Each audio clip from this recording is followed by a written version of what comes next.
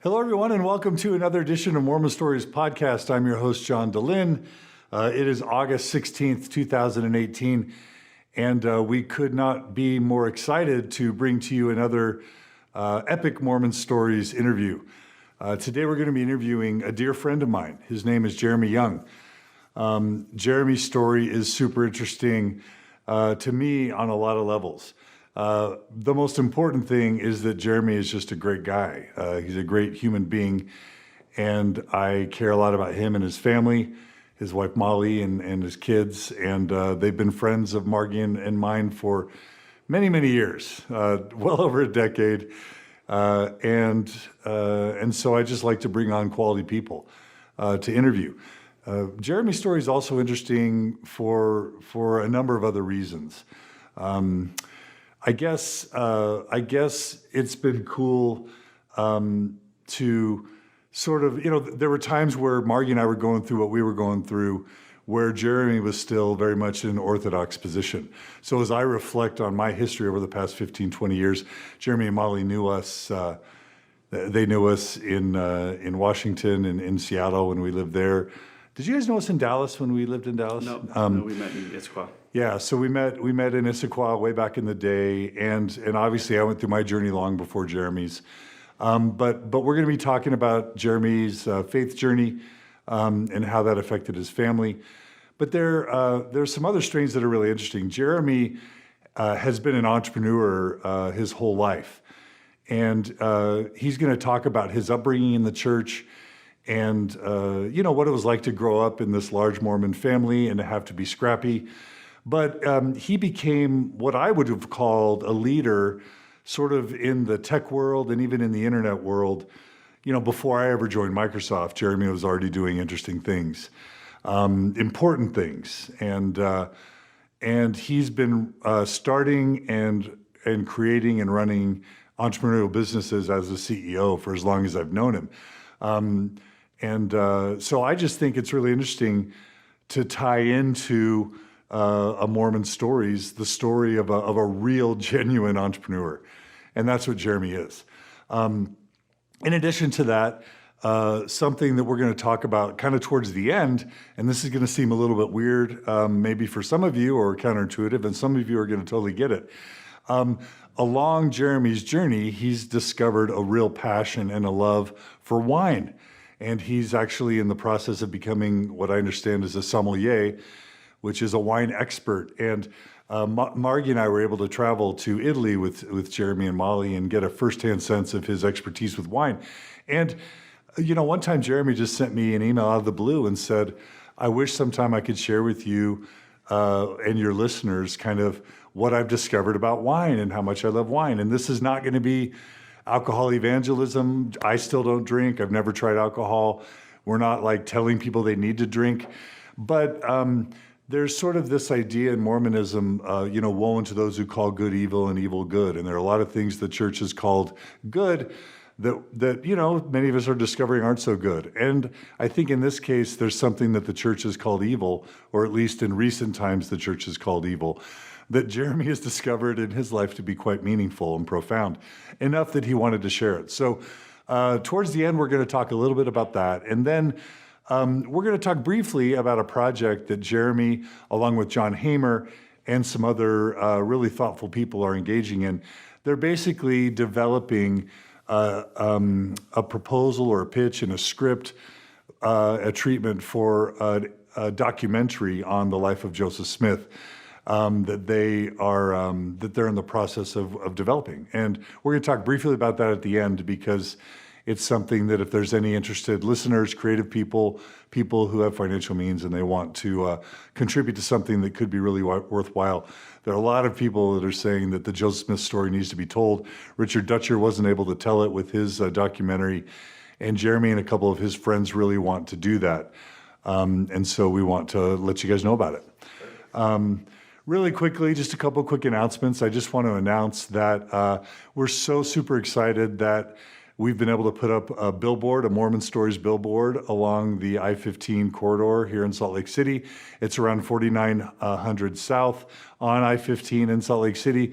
It's facing south on the left-hand side. So you have to be coming up from, Draper, Sandy, Provo area.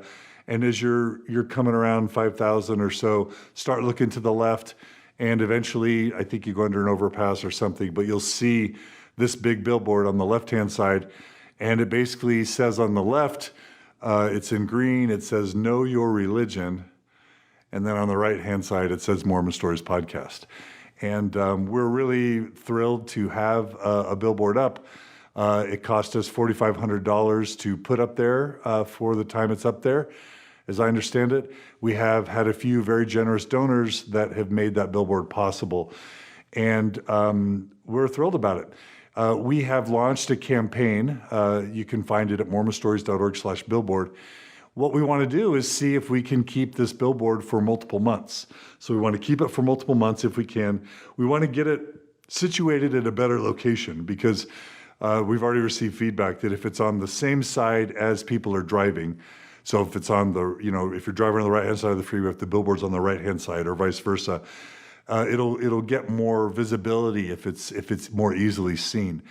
And so we want to have the billboard continue. We want to be able to switch it, and that may cost us a little bit more money to switch it to a better location for a billboard that's more visible. And then finally, we've had some people reach out to us and let us know that there's inventory available in St. George, Logan, Ogden, Layton, even Mesa, Gilbert, Chandler, Tempe, Boise, Idaho Falls. There are opportunities to put Mormon Stories billboards all over the place. And just imagine what would happen to a town or a city if a really prominent billboard campaign was made known and became visible and became important thing. My estimate is that maybe 2% of the average active LDS ward has even heard of Mormon Stories or John Dehlin or CES Letter or any of this stuff. So as far as we've come, 6.2 million downloads and views in 2017. Phenomenal success with Mormon Stories and the Open Stories Foundation. We've only scratched the surface, and most people haven't heard of what we do. Certainly most people aren't listeners. And we've never really done marketing or promotion before, ever. This is kind of the first time. A few Facebook ads, and that's about it. So if you want to support either the Salt Lake City billboard campaign to keep it going, to get it positioned in a better place, if possible, or if you want to sponsor your own billboard, and it can be as little as $1,000 to have a billboard for a month in certain cities and towns. We want to partner with you. 100% of your donations will go to the billboard. We won't cut any out for staff or overhead or anything. 100% of your donations will go to the billboard. Go to mormonstories.org/billboard. Make the donation. You can message us at staff@openstoriesfoundation.org. You can let us know where you want the billboard or which campaign you want to support, and we will do our best to make it happen. So that's just a plug for the billboard. Folks will know that we are in September going to Sweden to honor Hans and Birgitta Mattsson. If any of you want to accompany us to show honor to the Swedish people, to the Swedish rescue people, and to interview Hans and Birgitta for a Mormon Stories episode, we've never gotten them on video. You're welcome to join us, but you'll need to sign up today. We're also doing a Mormon Stories workshop in Switzerland for the European saints, faith crisis stuff. A generous donor donated the airfare for my flight, so this isn't coming out of the budget of your donations. And then I'm staying with members, so the travel is going to be very minimal expense. And what we're getting out of it is an interview with Hans and Birgitta. We're going to show honor to the Swedish people. We'll get some interviews from the people involved with the Swedish rescue, hopefully. And we'll be able to do a workshop in Europe, not just only in the United States. So we're happy about that. Of course, there's the cruise in October to the Bahamas. That's more fun, again, by your request. And then finally, and no OSF, funds are going to that. It's all paid for. The cruise is self-paid for by the people who attend it. And that's by request of listeners. And then finally, in November, we're going to Sacramento for a workshop and retreat. Go to mormonstories.org/events for all that stuff. And that's all our announcements for today. Thanks for your patience. All right, Jeremy. Jeremy Young, it is such a thrill to have you, a dear friend, on Mormon Stories Podcast. Thank you.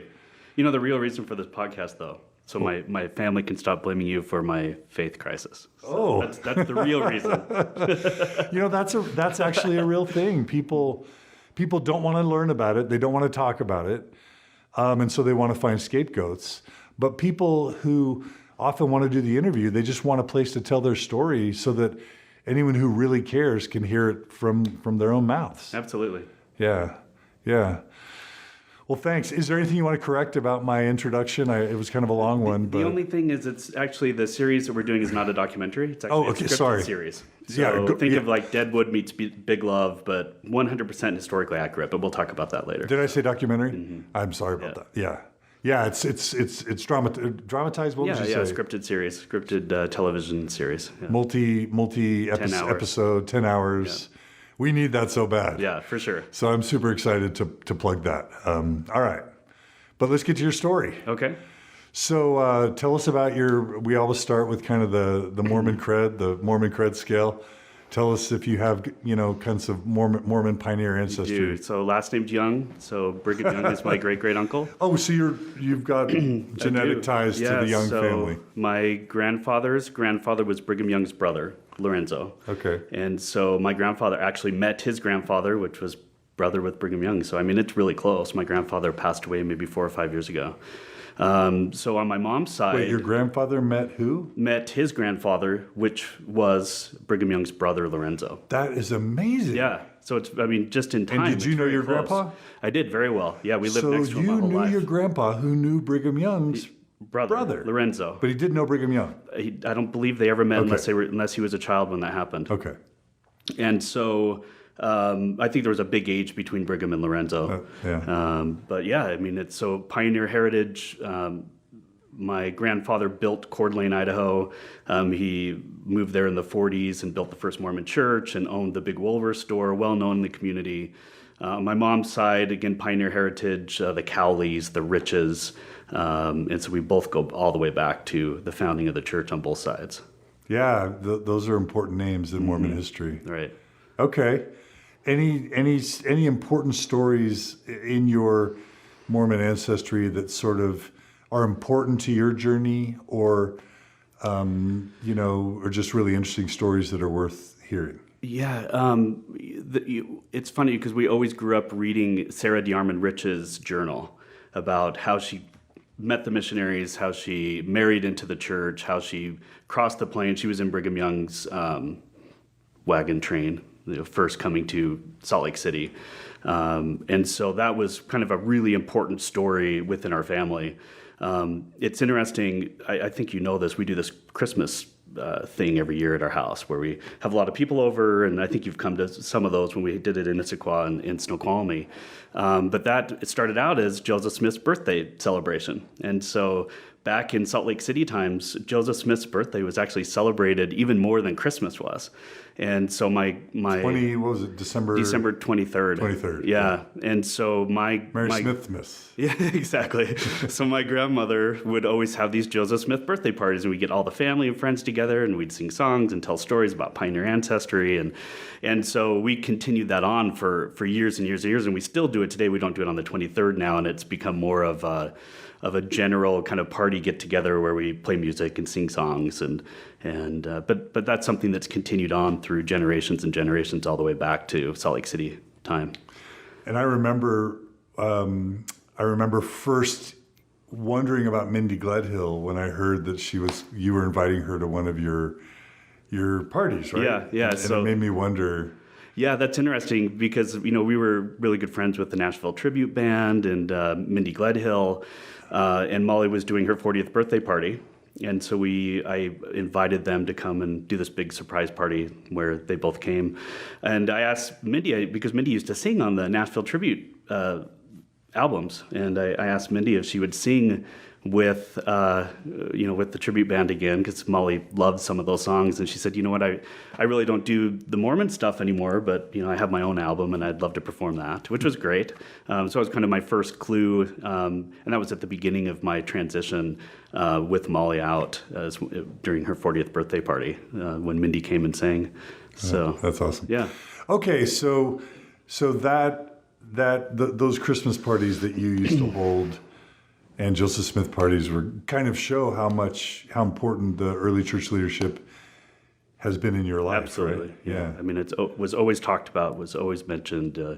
You've got this amazing heritage, and you need to live up to it. And so it was always a lot of pressure, for sure.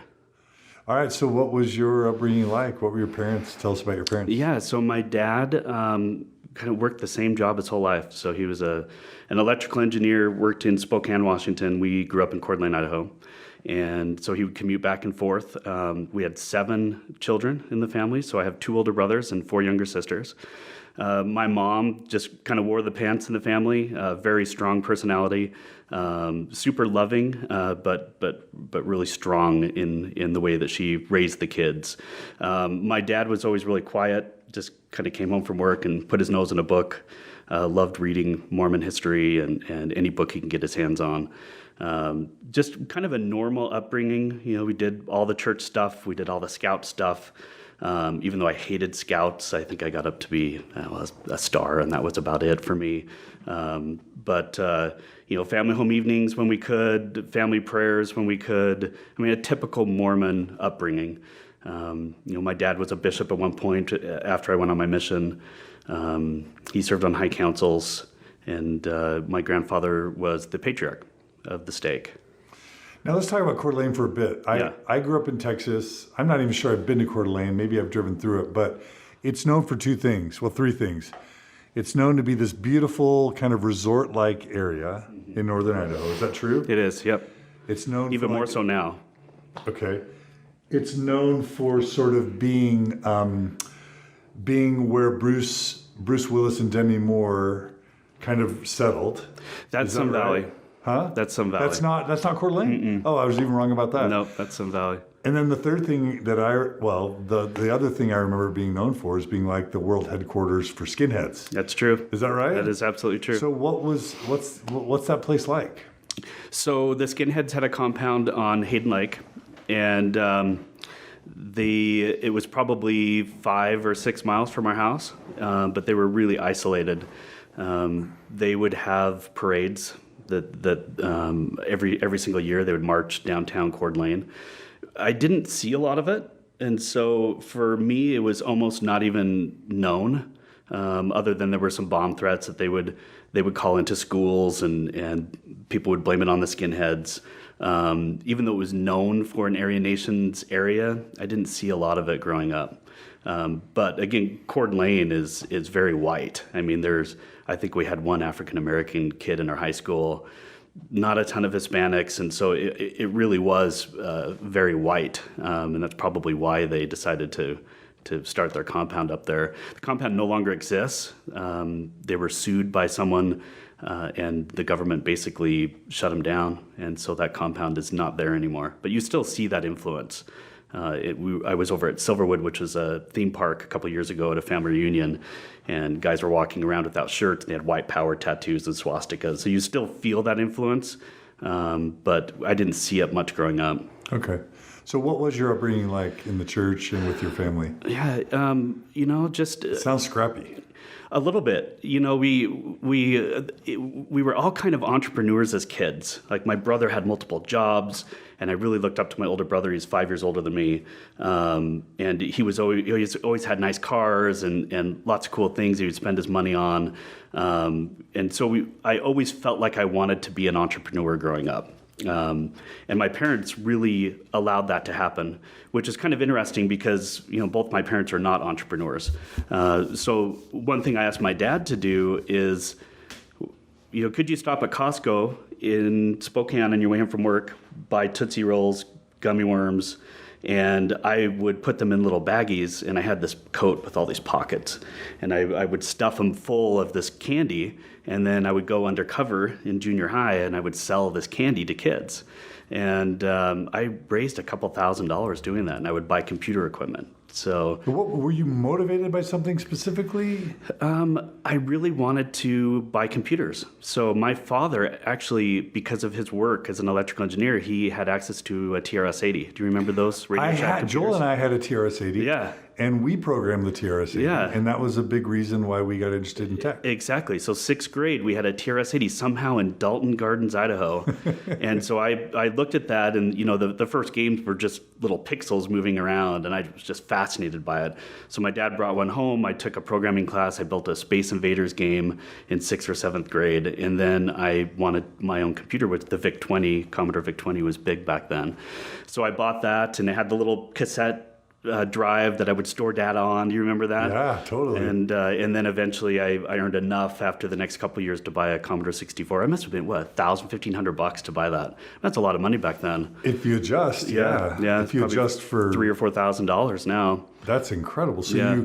your love for computer technology, programming, games drove your entrepreneurial That's right. impulses as a child. That's right. And in fact, on the Commodore 64, I programmed this multi-level game with ragtime music. I'm a piano player, so I'd always play ragtime. And one of my really good friends was moving out of state, so I built this game with multi-levels with different music, and it all was about his life. And I mean, it's kind of funny now to think about it, but I just loved computers, loved it. Couldn't get enough of it. I would spend hours and hours and hours in my room taking those games magazines, and they would actually write the code. Do you remember that? They would write the code on the sheet, and you would type it in. So I'd spend hours typing in all this code. Basic code? It was all basic. Yeah. And then you would run it, and it wouldn't work, and you'd have to look through each line of code and try to figure out what went wrong. So I just loved it. And then you could extend it and, tweak things and add things. Had 64K of memory, so you couldn't do much. But I actually took that Commodore 64 to my freshman year at BYU and did all my projects on it. And when people had Macintoshes, I couldn't afford it, so... Yeah, it had a word processor. Yeah, just a basic word processor. Yeah, people have no idea what it's like to go to college without a word processor. Yeah. I got a word processor like my junior year, and it was... Right. Before then, it was typewriters, right? Or exactly. Yeah. Or going to a lab somewhere, you know right. what I mean? But having your own laptop even was unheard of. Right. Just while I was in college. Okay, so... All right, so love for tech, a love, kind of entrepreneurial inklings. What else about your... And love for music. Like okay. It was, I'm a very creative person, very emotional person. And my mom always wanted each kid to have their thing. So my brother Jeff was guitar, my brother Jason was organ and violin, I was cello and piano, and Missy was piano, and then Mindy was sports. I mean, we all had our thing that we did that it's in Mormon culture, it's very performance oriented, right? Everybody kind of has to perform and be this perfect student. And I felt that a lot growing up, needing to be perfect, needing to have good grades, needing to have jobs, support myself. And that was just kind of the feeling growing up that we had in our family. And all of us have been pretty successful in what we've done, so... Was your family sort of like the model family in the ward in Coeur d'Alene or in the stake? Were you guys putting up an image of like perfection or just internalizing that? I think I probably was internalizing it a little bit, even though I feel like we were kind of a model family. I mean, every single kid got married in the temple, and all the brothers went on missions, and my little sister went on a mission, and I was probably more the black sheep in the family, even though, I mean, from any standards now, that would be laughable. But I was a little bit questioning in my beliefs growing up, and had girlfriends and was student body president, and kind of didn't fit the mold of a typical Mormon necessarily. Even though now, when you look back on it, you would say that I probably was. So talk about your high school years and kind of the ways that you were a black sheep, but also what the church meant to you, and sure, and any conflicts you may have had, or inspiring moments, whatever. Yeah. So I remember when I was probably 13 or 14, telling my mom that I just didn't understand how a religion could be based on this Book of Mormon. And I didn't know anything really about the Book of Mormon at the time, but just kind of having those doubts. And my mom, she parented a little bit by kind of shame and guilt. And so I got I can't believe that you feel that way. You really need to figure this out. You better start reading it and get this testimony. This is Were you really were you really wondering it at that? Yeah. That's pretty young to feel like empowered to be even having those thoughts. Right. And then actually get alone to vocalize them. Exactly. And so, you learn pretty quickly to not share those types of feelings in Mormonism because you get shot down pretty quickly. I guess she would have came to me and like, oh my gosh, I know exactly how you feel. I can totally understand how you felt that way. Why don't we figure this out together? I'll help you read. I mean, it would have been a completely different situation than the kind of shaming, right? What'd you feel? I felt shamed. Oh, for sure. I didn't know exactly how to deal with that situation. And just growing up in Bishop's interviews and, you feel the need to hide. You feel the need to not communicate because you don't want to be shamed in front of your ward. You don't want to be shamed in front of your family. And so that definitely growing up, you felt that shame. I mean, I did. Even though I had really good bishops and stake presidents, I still felt that. And articulate the doubt you were having. You were just questioning the historicity of the Book of Mormon, basically? Yeah, just I didn't really understand what it was, but I just couldn't figure it out in my head why we had this religion. I was just young. I didn't understand it all. Okay. And so that was a memory that I have growing up about that. And then really there weren't a lot of members of the church in Coeur d'Alene, Idaho. I mean, they had one stake in a city of probably 30,000.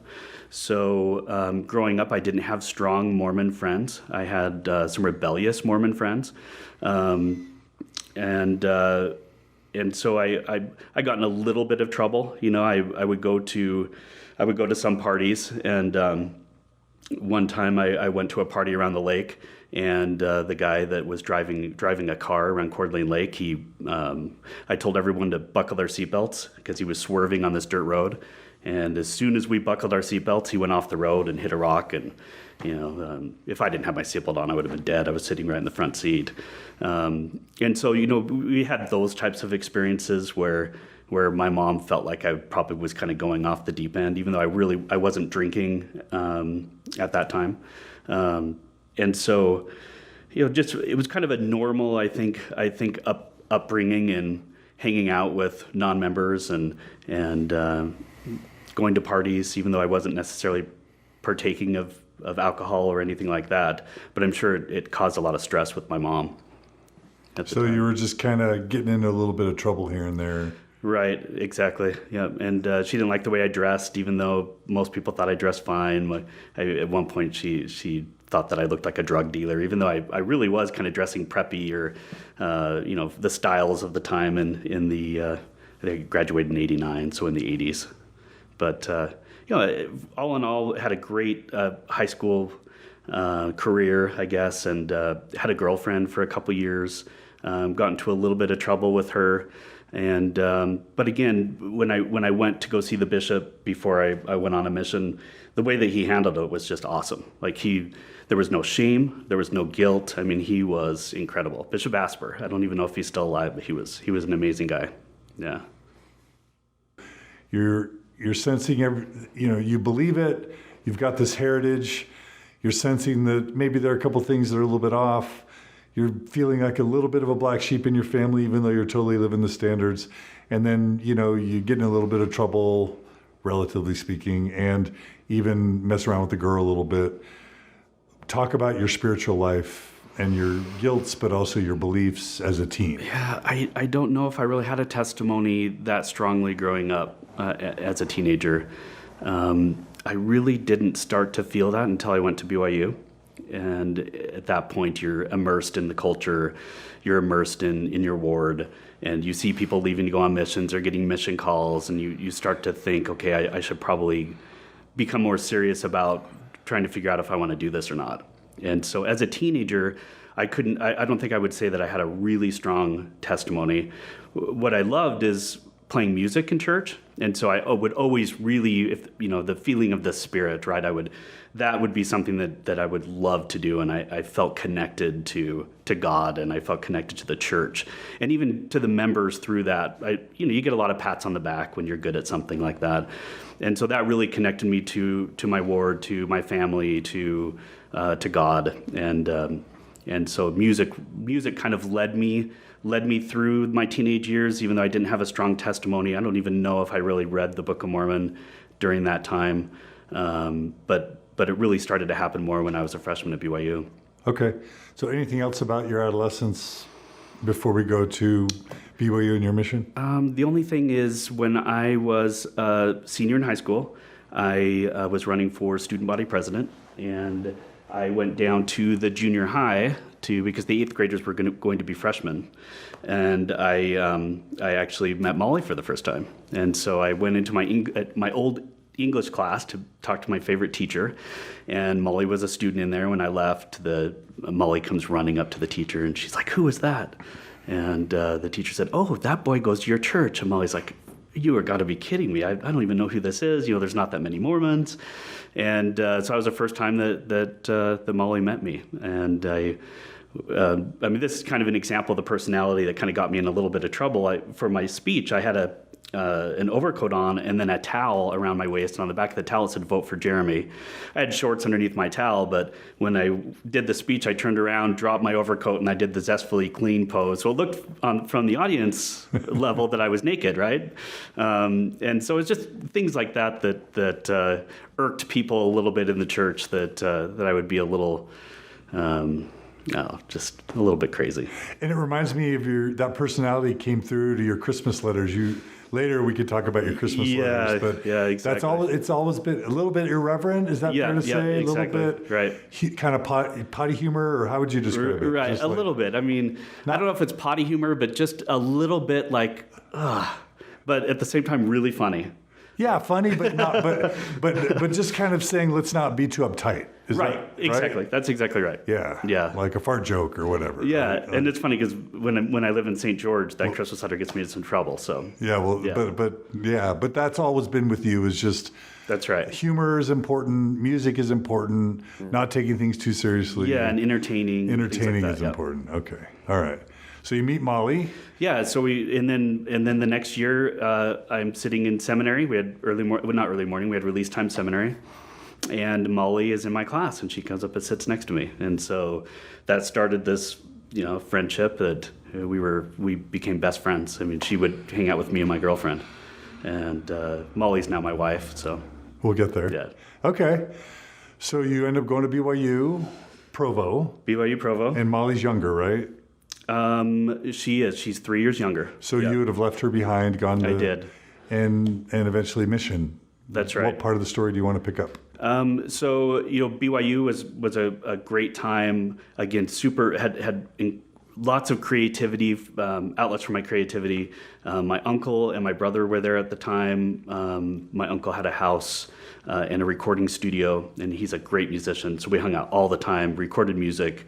What year about were you there? This was Your freshman year? This was in 90. Okay, so I was there. Yeah. I was off my mission by that time. Okay. Yeah. And so, 89, 90. And one time I went in front of my American Heritage class, if you remember that. Frank Fox. Big auditorium. Yeah. It was like 300, 400 people. Joseph Smith building. That's right. And I got permission to set up this keyboard. This is so Mormon. And I was dating this girl named Lisa Wetstein, she lives like a mile from me now, which is ironic. And brought her up on stage, and I unwrapped this keyboard and played a song and asked her to this dance, right? I mean, it's so Mormon to think about now, but that's just kind of the personality that I was back then. And so just had a great time. Loved school, loved the social aspect of being at BYU. Didn't have any entrepreneur activities at that point, but decided that I probably wanted to go on a mission, and then came back home to Coeur d'Alene, worked a summer at restaurants, and then made the decision that I was going to go on a mission. Did you, like me, sort of like say, but I don't know, I believe it's true, I hope it's true, I'm living it, but I haven't ever gotten that witness. That's right. Did you ever have that dilemma prior to leaving? I did, for sure. What was that like? It was scary. Like I didn't really want to go, but I thought, you know what? My brothers have done it. My family's done it for generations. My dad went to Argentina for 3 years. I just have to do it. And all I those just felt it. kids at BYU are going. Yeah, exactly. And if I don't, Right. will anyone date me? I didn't have that. I was going, but a lot of people feel that way, right? Yeah, for sure. Yeah. In fact, my freshman roommate, so just to go back a little bit, my best friend in high school ended up being gay. He comes out in college. And then my freshman roommate at BYU ends up being gay, coming out after he goes on a mission. And so I just kind of, because this is part of my story moving forward, I've always had these experiences with people who are gay that are just super close to me. And so, my freshman roommate, Dirk, he's German ancestry. Brothers went to Germany. Father went to Germany on his mission. He's going to Germany. And so we all gather around and he's opening up this mission call. And it's Albuquerque, New Mexico. And you could just see the pain in his face. I mean, the guy cried for days. Eventually he came home after a couple of months. And if Dirk is listening, I've been trying to find him for 20 years and haven't been able to find him even on social media. So if you're listening, reach out to me. I'd love to connect again. So did you try to get a testimony before you left? Yeah, I started to read the Book of Mormon and really pray and ask for that witness. And again, I think it was through music that I felt like I had that witness. So I for my farewell, I composed these hymns and I did this arrangement that kind of meant a lot to me. And I felt like I was feeling the Spirit when I was performing that music. And I even feel that now when I'm performing, and it's almost like I get into a trance, like something takes over and it's almost otherworldly. Like I don't even know what I'm doing, but something really magical happens. I don't even know if that makes sense.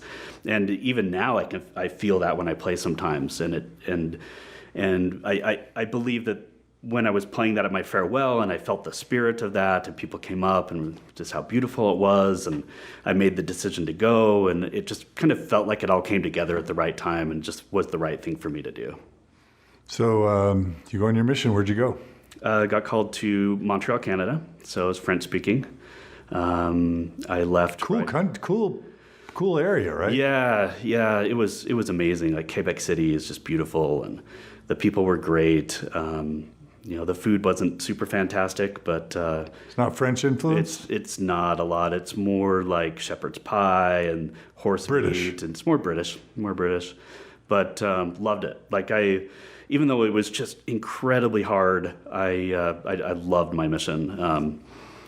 I had great companions and I had really hard companions. So I think I was the type of elder where my mission president would give me someone that no one could get along with, and then I would deal with that for 2 or 3 months. And then he would put me with someone who was just awesome and just kind of give me a break, and then back to someone who was hard. And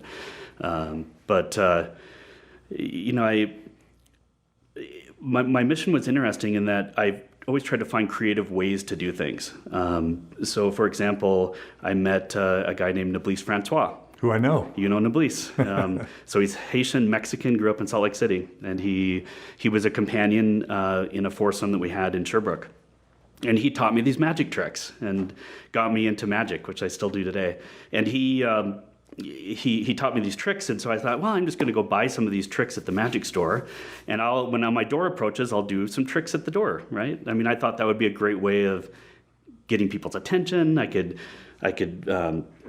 relate it to something in the gospel, so that I have something to talk about, and kids come to the door and they'll be excited about it.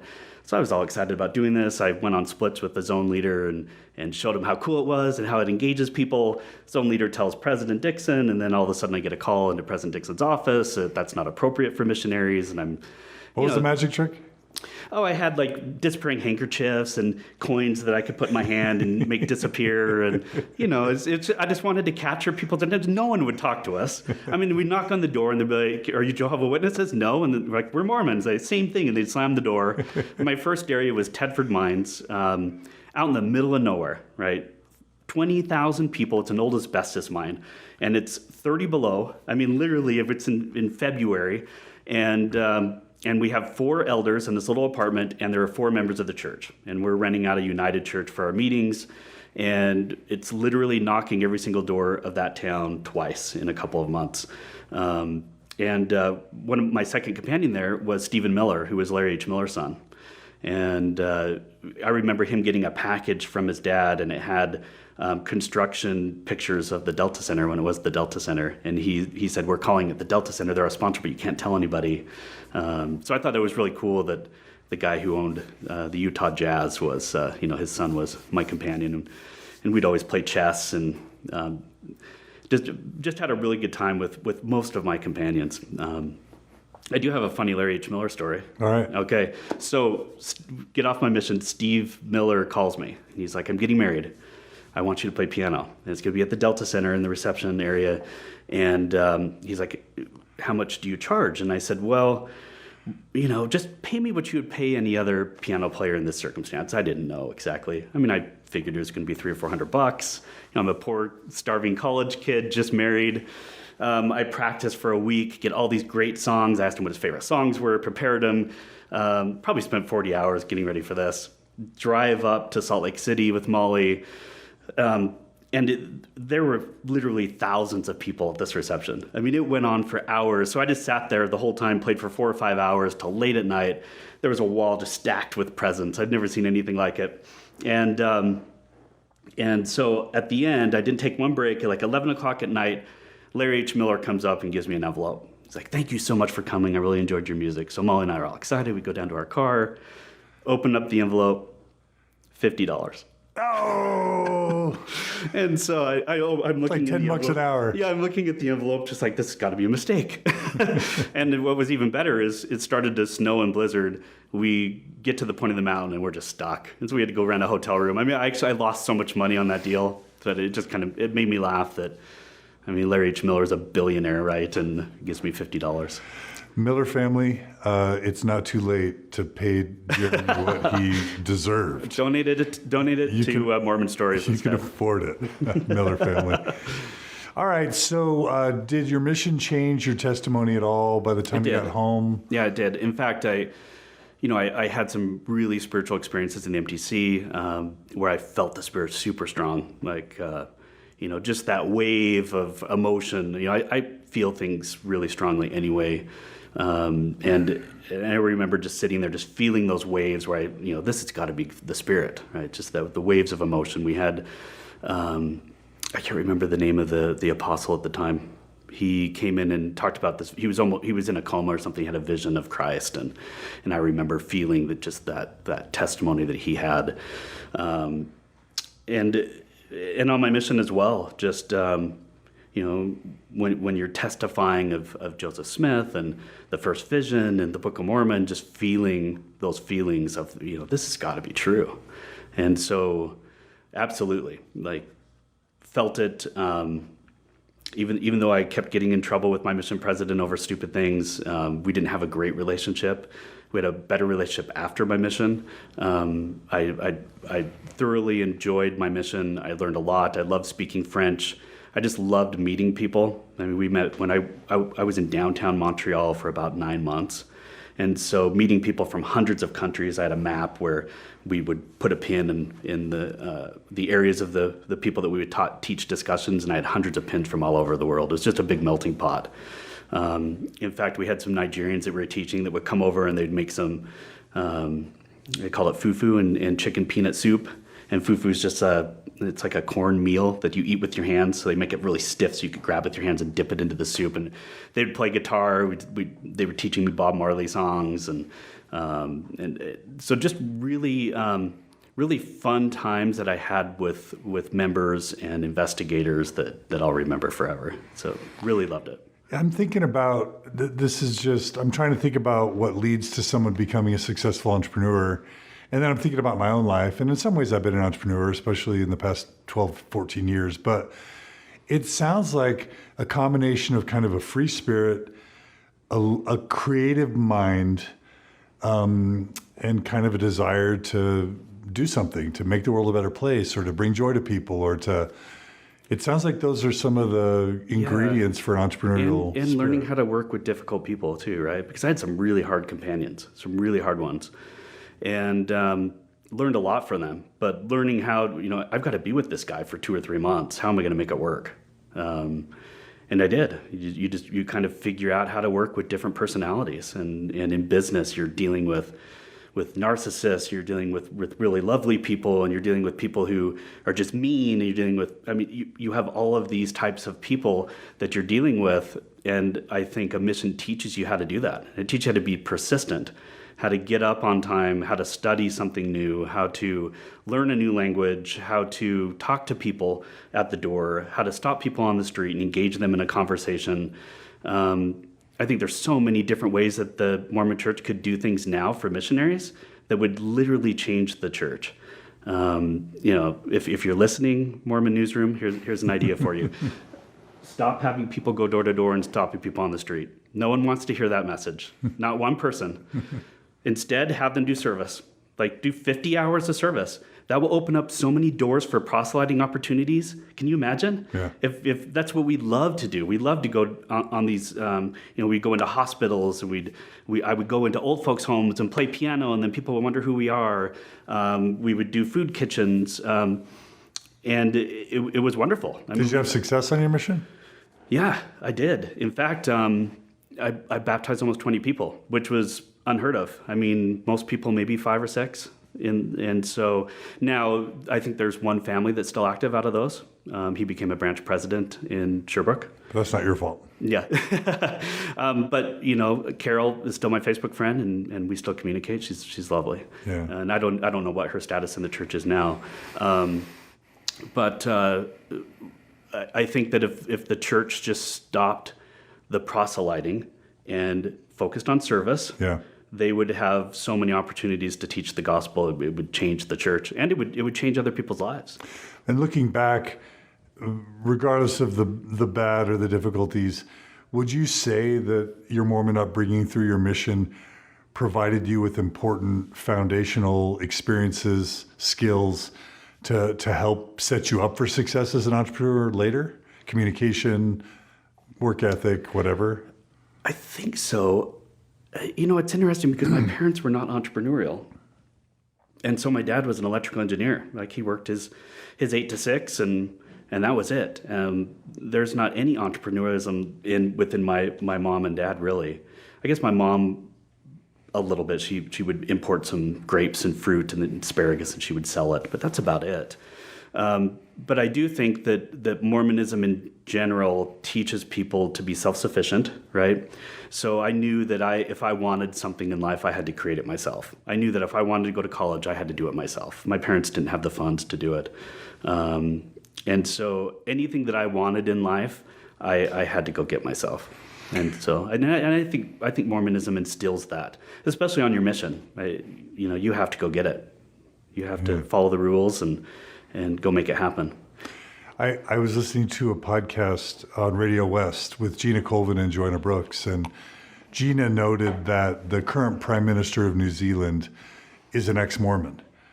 And then I think it was Gina or Joanna that made the observation that she couldn't have become Prime Minister without being Mormon, having been Mormon, because she's like a single mom, has had a kid out of wedlock, and is secular, but now she's Prime Minister of New Zealand at a really young age. And they made the point that she couldn't have stayed Mormon because of who she was. Right. And so it was this weird combination of it helped make her who she became. Absolutely. And who she became did not allow her to continue. Right. Is that a foreshadowing for you? Absolutely. So, let's go back to Noblesse Francois. So, we were just bosom buddies. We're soul brothers for sure. One of my best friends to this day, and he was telling me about something new called a cd-rom.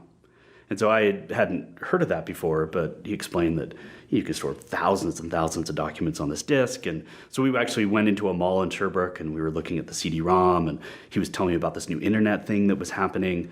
And so that was kind of at the tail end of my mission. And so that got me excited. Like, I knew that when I got home, I had to find the means to buy an IBM and to PC and to actually get on the internet, which would be a pretty hard task back in 92, 93 timeframe.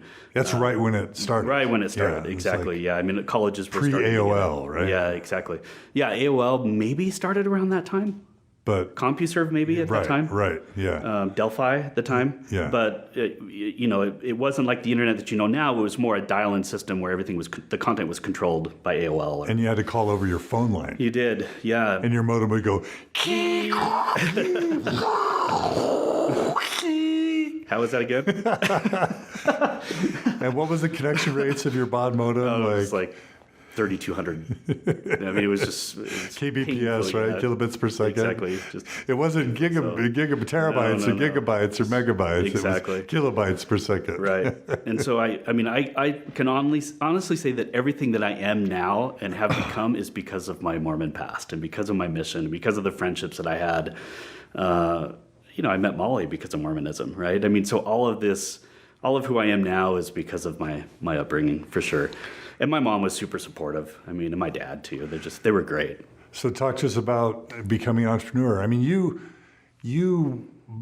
became financially successful. I want to say a millionaire or whatever, kind of early, or at least.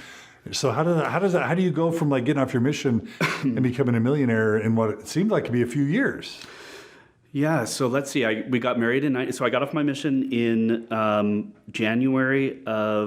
in December of 92. So they let me off a few weeks early so I could be home for Christmas, which is nice. And because I needed to start a new semester at BYU. So really funny story about getting home off my mission. So I'm flying home from Montreal, talking to the people next to me, and we're flying into Spokane, and this guy's like, well, what are you doing? Oh, I was a missionary. I'm like, yeah, my whole family's going to be out there waiting for me. This is going to be so fun. I haven't seen these guys in 2 years. I'm on the last seat of the plane. I walk off, and there's no one there. It was like the RM movie, right? And you've got like 6 siblings and parents. Yeah, right? exactly. And there's no one there, and so I'm like looking around. I walk down the terminal. I'm at baggage claim, and all of a sudden my dad comes up, and he's like, "Hey, Jeremy, how's it going?" Like, where is everybody? Well, we had a big storm, and no one felt like they could make it. And was that hurtful? Maybe I didn't really think that much of it. I don't think. I mean, it was probably a little bit, just like, oh, that's kind of weird. Yeah. But then Molly comes walking up. So she was getting home from BYU the exact same time I was getting home from my mission, just coincidentally. And so we, she shakes my hand and says, "Welcome back." And that, is kind of fun to reconnect with Molly. But then I get home and my mom is there, and she gives me a hug, and all she could talk about was this elder Cottrell that was in the ward, and how she thought that Missy, my sister, would be perfect for him. And so it wasn't even about me and my mission. It was kind of about this elder Cottrell. It was just a kind of a surreal, weird experience coming home from my mission.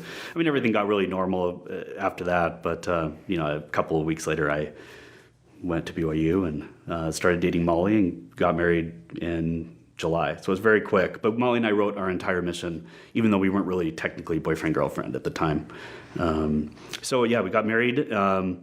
And let's have the end of episode 1 be everything up until you really start your entrepreneurial stuff. So okay. Anything you want to talk about kind of to conclude this hour, sure, that stops short of like the beginning of your heavy entrepreneurial kind of activities. Right. One thing that I did not mention was my temple experience. And so that was interesting for me and for Molly. I don't want to tell her story, but for me going through it, I missed the whole penalties by a week or two. Yeah, so the old temple ceremony used to have the blood oaths. That's right. The penalties, the signs, a lot of the Masonic stuff. And I did experience that. Yeah, the 5 points of fellowship and all of that stuff. And it was super traumatic. Totally, yeah. You're slitting your throat, you're disemboweling yourself with your hands. And I expected it. Symbolically. Because I was hearing from people that I worked with that that's what was going to happen. And so, thinking, well, there's no way that would be part of the temple ceremony. And then going through it and not having it, and then still finding it very strange. Like I remember going into the celestial room, and my oldest brother comes up and he whispers in my ear the Pele Ale, and he kind of fakes slitting his throat. And I'm like, just as a joke? yeah, I mean, my brother is kind of a jovial, joking personality, and he said, we don't do this anymore. And so then I realized that what everyone was telling me about the old temple ceremony was actually true, and so that traumatized me even more. And I told my mom, I'm like, man, that was the weirdest experience I think I've ever been through. And she, you'll get used to it. You just need to go more. And so it was traumatizing. Moving forward, even as an active Mormon, I never enjoyed the temple, ever. I never felt the spirit like I did in sacrament meeting or when I was playing music, not once. The only thing I loved about it is Molly loved it so much that I would like going with her because she loved it, and then just sitting in the slusher room with her. Other than that, I never wanted to go.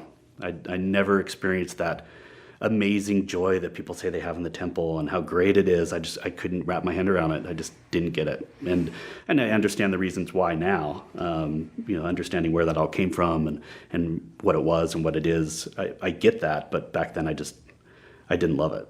Okay. So it wasn't a good experience for me. And I think Molly had some of those same feelings when she went through for the first time. All right. Anything else you want to talk about before we start part 2? I think that's it. All right. So this concludes part 1 of our interview with entrepreneur Jeremy Young. And just don't go away, because we're going to jump right into how he kind of becomes a millionaire in a very short amount of time, and his adventures as an entrepreneur, kind of where that's taken him. And then we'll talk about his faith journey, and we'll end up talking about his passion for wine and becoming a sommelier. And we'll talk about his interest in a series on the early history of Joseph Smith and Mormonism that he's developing with John Hamer and other cool people. So thanks for joining us. Come right back for the next episode. Thanks, Jeremy. Thank you.